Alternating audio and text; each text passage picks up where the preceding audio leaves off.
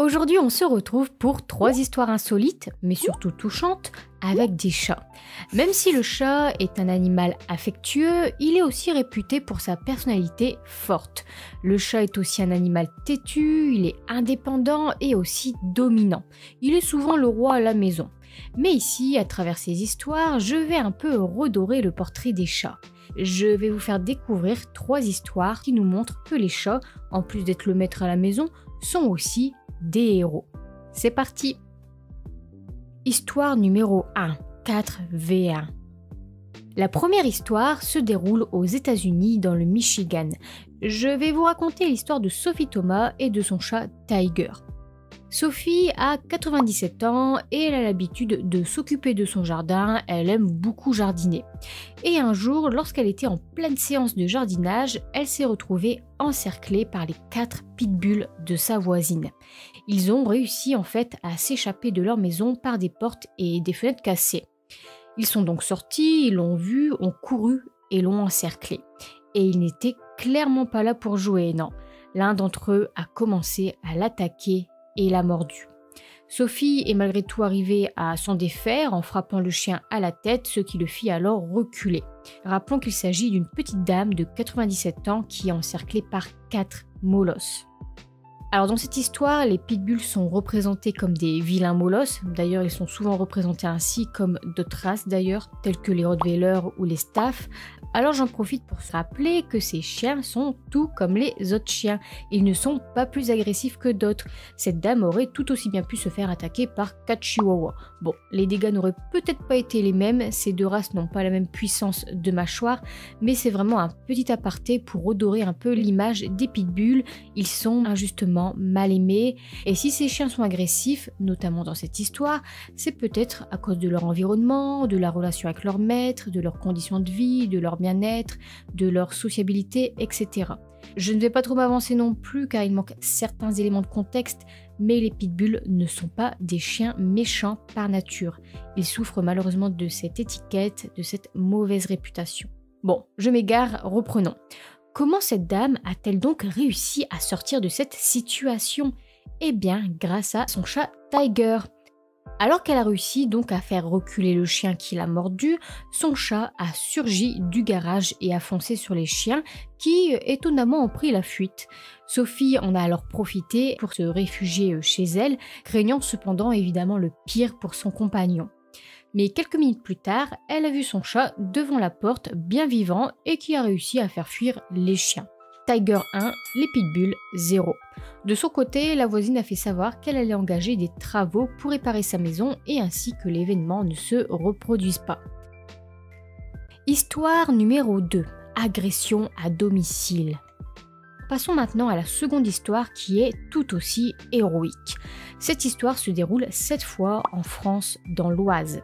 Et cette fois, c'est une chatte de 5 ans qui se prénomme Canaille qui va aider sa maîtresse à se sortir d'une situation pour le moins dangereuse.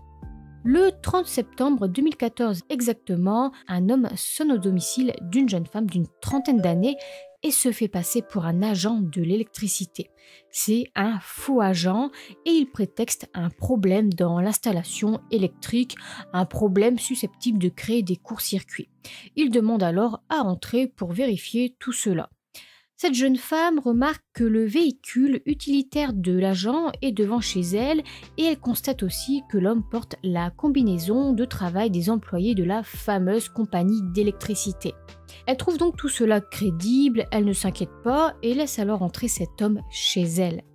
Mais au bout de quelques instants à peine, l'homme se montre menaçant, agressif et la pousse sur son canapé. Elle arrive à le repousser et court dans la cuisine attraper un couteau. Malheureusement, l'homme arrive aussitôt, une bagarre éclate, l'homme arrive à maîtriser la femme. En fait, il prend sa main et la cogne dans le mur pour ainsi lui faire lâcher le couteau. C'est là qu'il réussit alors à s'emparer du couteau.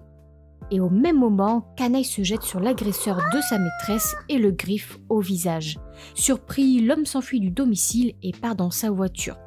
Les gendarmes sont ensuite contactés et une fois sur les lieux, ils constatent des traces de sang de l'agresseur sur le mur, ce qui atteste alors un bon coup de griffe du chat.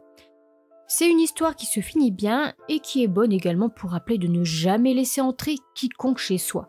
Attention aux nombreuses arnaques et fraudes, restez vigilants. Histoire numéro 3. Un comportement inhabituel.